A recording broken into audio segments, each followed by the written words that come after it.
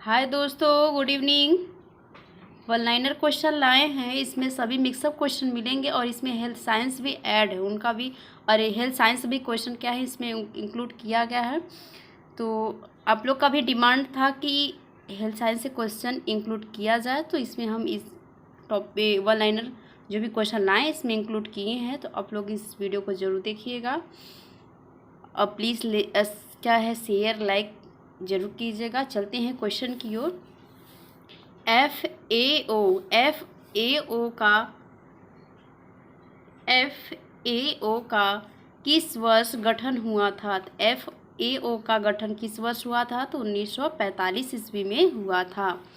Next question है कि Wilson रोग किसकी कमी से होता है? तो विल्सन रोग तांबा, कापर को भी तांबा कहा जा सकता है। तो क्या है विल्सन रोग किसकी कमी से होता है? कापर या तांबा। आगे क्वेश्चन है कि शेल्टर स्केल के द्वारा मापा जाता है। तो शेल्टर स्केल के द्वारा क्या मापा जाता है? तो नवजात शिशु का वजन नापा जाता है। किसके द्वारा? शेल्टर स्केल के द्वारा मापन किया जाता है। नेक्स्ट क्वेश्चन है कि व्यवहारिक पोषण कार्यक्रम कब प्रारंभ किया गया था? तो व्यवहारिक पोषण कार्यक्रम 1963 ईस्वी में प्रारंभ किया गया था। नेक्स्ट क्वेश्चन है कि टेफ्टा कपड़ा बनता है। तो टेफ्टा कपड़ा बनता है तो किस बुनाई के थ्रू होता है? तो सादी बुनाई जो है टेफ्टा कपड़ा, सादी बुनाई होती है टेफ्टा कपड़ा में। नेक्स्ट क्वेश्चन है कि पैराफिन मोम का प्रयोग होता है। तो पैराफिन मोम का प्रयोग कहाँ होता है? तो बाटिक छपाई में होता है।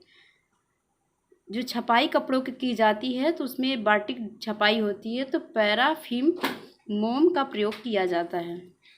नेक्स्ट क्वेश्चन है कि माँ के स्तन से निकला पीला गाढ़ा दूध जिसे कोलेस्ट्रम कहते हैं, उसमें कौन सा पदार्थ पाया जाता है? माँ के स्तन से निकला पीला गाढ़ा दूध जिसे कोलेस्ट्रम कहते हैं, उसमें कौन सा पदार्थ पाया जाता है? उसमें इम्यूनोग्लोब्यूलिन्स पाया जाता है। क्या पाया जाता है? इम्यूनोग्लोब्यूलिन्स। नेक्स्ट क्वेश्चन है कि बालकों के स्मरण शक्ति का अध्ययन सर्वप्रथम किसने किया था? बालकों के जो भी स्मरण शक्ति का अध्ययन सर्वप्रथम स्टीफेंस ने 1928 ईस्वी में किए थे। आगे क्वेश्चन है कि कोरोनाइजिंग किस रेशे पे की जाती है? तो कोरोनाइजिंग किस रेशे पे की जाती है? तो ग्लास के रेशे पे की जाती है। आगे क्वेश्चन है कि कार्बोनाइजिंग किस रेशे पर की जाती है? तो कार्बोनाइजिंग ऊन पर की जाती है। नेक्स्ट क्वेश्चन है कि खमीरीकरण में कौन सा एंजाइम उत्पन्न होता है? तो खमीरीकरण में कौन सा एंजाइम उत्पन्न होता है? तो एमाइलेज एंजाइम उत्पन्न होता है। तो खमीरीकरण से जो भी हमारा खाने वाला खाद्य सामग्री होता है, खमीरीकरण उसमें उठाया जाता है, तो उसमें क्या है? एमाइलेज एंजाइम पाया जाता है और पाचनशीलता के लिए लाभदायक होता है। आगे क्वेश्चन है कि सूती कपड़े की सिकुड़न कम करने की प्रक्रिया क्या कहलाती है? तो सूती कपड़े की सिकुड़न कम करने की प्रक्रिया मॉइस्चराइजिंग कहलाती है। ओटाई की आवश्यकता किसमें होती है? तो ओटाई की आवश्यकता गिरिंग में होती है। गिरिंग की प्रक्रिया किसमें की जाती है? तो कपास में की जाती है। नेक्स्ट क्वेश्चन है कि लेग मटन स्लीव को और किस नाम से जाना जाता है? लेग मटन स्लीव और किस नाम से जाना जाता है? तो काउल स्लीव को लेग मटन के नाम से जाना जाता है। आगे क्वेश्चन है कि करघे का संबंध किससे है? तो करघे का संबंध पिकिंग से है। आगे क्वेश्चन है कि हाइड्रोक्लोरिक एसिड में किस रेशे को घुमाया जाता है? हाइड्रोक्लोरिक एसिड में किस रेशे को घुमाया जाता है? तो नायलॉन के रेशे को। नेक्स्ट क्वेश्चन है कि सोडियम कार्बोनेट कहाँ प्रयोग किया जाता है? तो सोडियम कार्बोनेट कपड़ा धोने में प्रयोग किया जाता है। जो कपड़ा धोने वाला पाउडर होता है सोडा, उसी को क्या कहा जाता है? सोडियम बाइकार्बोनेट कहा जाता है। आगे चलते हैं क्वेश्चन की ओर। हिमाचल के वस्त्र क्या है? तो कुल्लू शाल जो हिमाचल के वस्त्र फेमस हैं, तो ये कुल्लू शाल कहाँ के? हिमाचल में फेमस वस्त्र है। आगे क्वेश्चन है कि सांगरी कहाँ का है? तो सांगरी राजस्थान का है। ये कैसे बनाई जाती है? तो ब्लॉक प्रिंटिंग के थ्रू बनाई जाती है। नेक्स्ट क्वेश्चन है कि कसावू कहाँ का वस्त्र है? तो कसावू केरल का वस्त्र है, ये कैसे बना जाता है? सोने से बने वस्त्र हैं जिसे कसाऊ कहा जाता है। ये कहाँ का है? केरल का है। आगे क्वेश्चन है कि शेर चीता वाले नमूने बनाए जाते हैं तो उसे क्या कहते हैं? तो बाघ कुंजर कहते हैं। आगे क्वेश्चन है कि पठान को और किस नाम से जाना जाता है? तो पठान का दूसरा नाम है वफ़्द के नाम से जाना जाता है। आगे क्वेश्चन है कि पीताम्बर साड़ी को और किस नाम से जाना जाता है? तो पीताम्बर साड़ी को पैठनी के नाम से जाना जाता है। आगे क्वेश्चन है कि सिलाई मशीन का आविष्कार किसने किया था, किसके द्वारा किया गया था? तो इलियास हॉबी द्वारा किया गया था सिलाई मशीन का आविष्कार 1846 में। 1846 ईस्वी में इलियास हॉबी द्वारा किया गया था।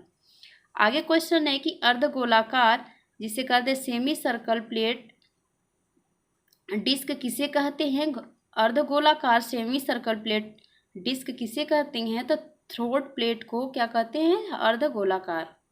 आगे क्वेश्चन है कि किमोनो वस्त्र कहाँ के लोग पहनते हैं? किमोनो वस्त्र कहाँ के लोग पहनते हैं? तो ये जापान के लोग पहनते हैं।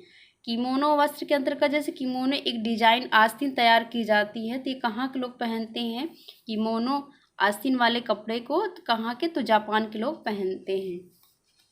आगे चलते हैं क्वेश्चन की ओर। ऐसे आस्तीन जो दोनों ओर से चुनट एवं पफ दिखाई देता उसे क्या कहते हैं? इसके पहले हमने क्वेश्चन को बताया है कि लेग ऑफ मटन जो है उसके अंतर्गत है कि मतलब ऐसे इसमें आस्तीन बनाए जाते हैं जो चुनट भी होती है और पफ दिखाई भी देते हैं, तो उसे लेग ऑफ मटन कहते हैं। आगे क्वेश्चन है कि रेशम की खेती को क्या कहते हैं? तो रेशम की खेती के उत्पादन को सेरीकल्चर कहा जाता है। मछली पालन को क्या कहा जाता है? तो पीसी कल्चर। मछली पालन के उत्पादन को क्या कहा जाता है? पालन को क्या कहा जाता है? तो पीसी कल्चर कहा जाता है। आगे क्वेश्चन है कि गंधक रंजक उपयुक्त होते हैं। जो गंधक रंजक है ये कहाँ के लिए उपयुक्त होते हैं? तो सूती कपड़ों के लिए उपयुक्त होते हैं। यह पहली बार कब बनाए गए थे? तो 1879 ईस्वी में पहली बार गंधक रंजक जो है रंजक बनाए गए थे। अस्तर के प्रकार, अस्तर कितने प्रकार के हैं होते हैं? अस्तर 2 प्रकार के हैं। क्या है? लाइनिंग है और इंटरलाइनिंग है। क्या है? ये अस्तर के प्रकार हैं। आगे क्वेश्चन है कि तिरछी धारियां दिखाई देती हैं। तो तिरछी धारियां कैसे दिखाई देती हैं? तो ट्विल बुनाई में दिखाई देती हैं तिरछी धारियां। आगे क्वेश्चन है कि गेहूं में पाए जाने वाला प्रोटीन क्या है?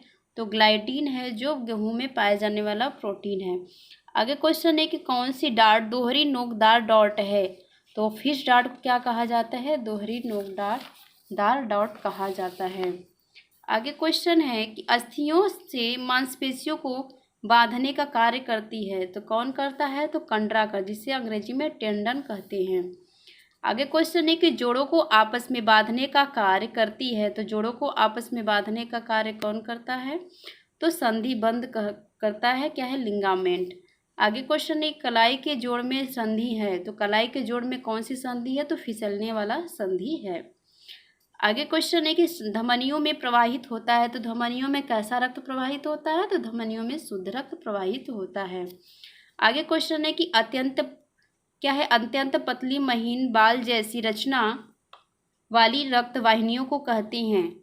अत्यंत पतली महीन बाल जैसी रचना वाली वाहिनियों को क्या कहते हैं? तो कोशिका कहा जाता है।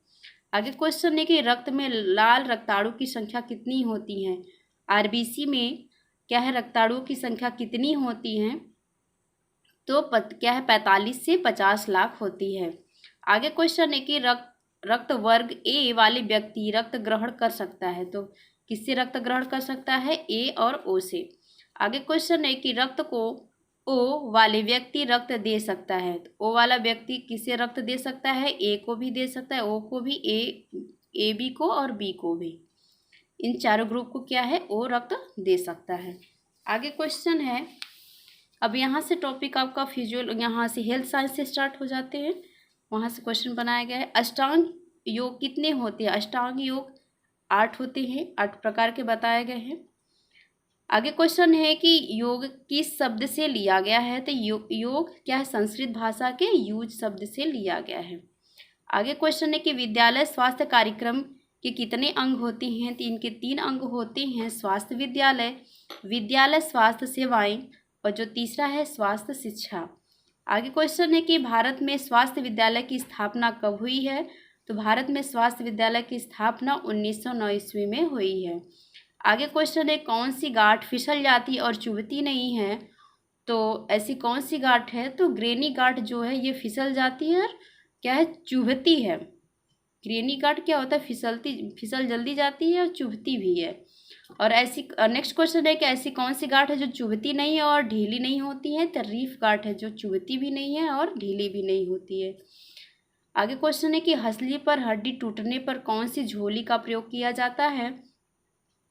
तो सेंट जॉन झोली का प्रयोग किया जाता है। आगे क्वेश्चन है कि छाती पर कितनी पट्टियां बांधी जाती है? तो छाती पर एक पट्टियां बांधी जाती है। आगे क्वेश्चन है कि सिर की पट्टी कौन सी होती है? तो सिर की पट्टी त्रिकोणीय पट्टी, और पट्टी वैसे दो प्रकार की होती है, त्रिकोणीय और लंबी पट्टी। तो जो सिर की पट्टी होती है वो त्रिकोणीय होती है और इसमें दो पट्टियों का प्रयोग किया जाता है। आगे क्वेश्चन है कि पट्टी कितने प्रकार के होती हैं? तो पट्टी दो प्रकार की होती हैं, त्रिकोणीय पट्टी और लंबी पट्टी। नेक्स्ट क्वेश्चन है कि त्रिकोणीय पट्टी किस कपड़े से बनाई जाती है? तो त्रिकोणीय पट्टी मार्किन अथवा अन्य मजबूत कपड़े से बनाई जाती हैं। नेक्स्ट क्वेश्चन है कि निद्रा उत्पन्न करने वाली विष का क्या नाम है? तो क्या है, अफीम और मार्फिन है। नेक्स्ट क्वेश्चन है तंत्रिका को हानि पहुंचाने वाले विष का क्या नाम है? तो भांग और धतूरा है। नेक्स्ट क्वेश्चन है जलन उत्पन्न करने वाले विष का क्या नाम है? तो कास्टिक सोडा और अमोनिया है। क्या है, कास्टिक सोडा और अमोनिया। आगे क्वेश्चन है कि छोटी आंत की लंबाई कितनी होती है? तो यह इसमें फिजियोलॉजिस्ट दो क्वेश्चन आ गया है। तो क्या है, छोटी आंत की लंबाई कितनी होती है? तो 7 से 8 मीटर है। और इसे फीट में देखा जाए तो 20 से 23 फीट होती है। और इसका जो व्यास होता है, इसकी जो व्यास छोटी आंत की होती है लगभग 35 मिलीमीटर होती है। और इंच में देखा जाए तो 1.5 इंच होता है, 1.5 इंच।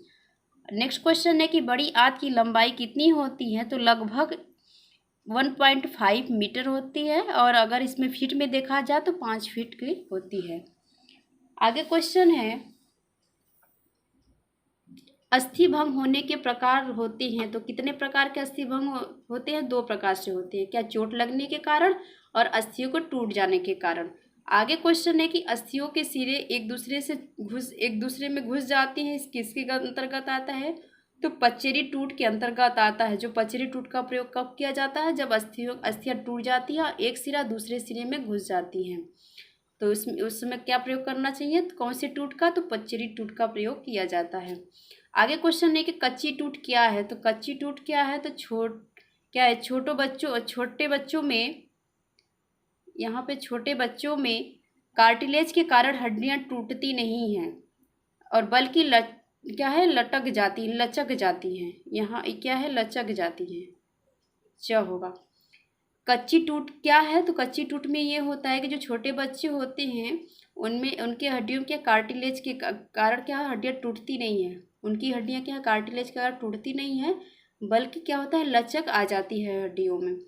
तो उसी के अंतर्गत क्या, कच्ची टूट का प्रयोग किया जाता है।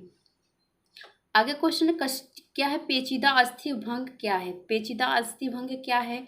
तो हड्डी का टूटकर कोमल अंगों तक पहुंच जाना क्या है? पेचीदा अस्थि का भंग है।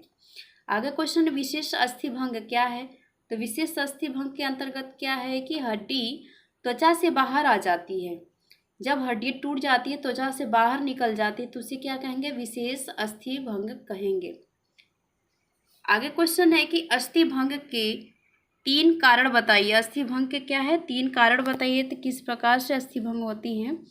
तो पहला है कि सीधी या प्रत्यक्ष चोट की वजह से होती है। दूसरा है झटके से या गौड़ चोट की वजह से होती है। तीसरा है पेशियों के अधिक खिंचाव की वजह से क्या होती है? अस्थि भंग होती है। अस्थियां 3 प्रकार से भंग होती हैं। आगे क्वेश्चन देखते हैं कि स्वच्छता के प्रकार बताएं। स्वच्छता 2 प्रकार की होती हैं। पहला क्या है, व्यक्तिगत स्वच्छता, दूसरा सार्वजनिक स्वच्छता।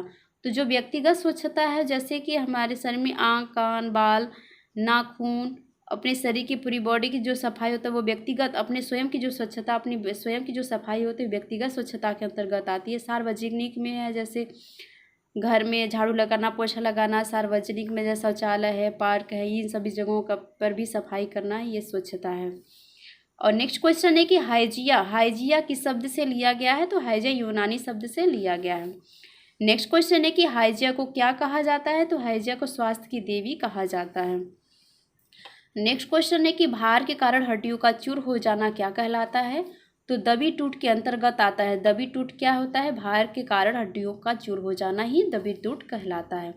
दबी टूट से ही समझ में आता है दब कर टूट जाना, जैसे जब शरीर के ऊपर या जैसे गाड़ी मतलब क्या होता है, गाड़ी बड़े गाड़ी से क्या होता है, एक्सीडेंट हो जाता है तो क्या वजन गाड़ी होता है, अगर शरीर के ऊपर से अगर चला जाता है तो कभी कभी टूट के अलग भी हो जाता है। अगर दब जाती हैं तो वहाँ क्या वजन के कारण क्या दब जा वहाँ की हड्डी क्या तो चूर हो जाती हैं, तो ये दबी टूट के अंतर्गत आता है। आगे क्वेश्चन है घायल व्यक्ति का स्थानांतरण करना चाहिए। तो घायल व्यक्ति का स्थानांतरण आप कैसे करेंगे? तो कंधे पर उनको क्या है डालकर उठाना, कंधे पर ऐसे कंधे के अंदर उनका हाथ ऐसे अपना हाथ डालकर उनको उठा लिया जाता है। और पीठ पर उठाना, पीठ पर भी ऐसे पीछे की तरफ से उठा लिया जाता है। जब 2 या 2 से अधिक व्यक्ति हों तो 2 या 2 से अधिक व्यक्ति हो तो कंधे पे कंधे ऐसे लगाकर दोनों हाथ उनके पेशेंट का जो भी रोगी घायल व्यक्ति है तो 2 लोग उन्हें ले जा सकते हैं, एक दूसरी जगह स्थानांतरित पहुंचा सकते हैं। और जो हाथ की बैठकी है तो जैसे हाथ की बैठकी में 2 हत्थी, 3 हत्थी, चौहत्ती भी होती है, तो 2 व्यक्ति मिलकर दोनों हाथ को एक दूसरे में ज्वाइन कर 2 हत्थी, 2 3 हत्थी, 4 हत्थी, इस तरह जैसे घायल व्यक्ति हो उस हिसाब से 2-4 व्यक्ति मिलके अपना क्या है उनको हस्तांतरित कर सकते हैं। तो आज के लिए इतना ही। अगर आप लोग को वीडियो पसंद आया हो तो प्लीज़ लाइक सब्सक्राइब जरूर कीजिएगा। क्वेश्चन सभी इम्पोर्टेंट है, क्वेश्चन पे ज़रूर ध्यान दीजिएगा। अगर जो भी इसमें मिस्टेक होगा तो आप लोग बताइएगा। आज के लिए इतना ही। Thanks for watching.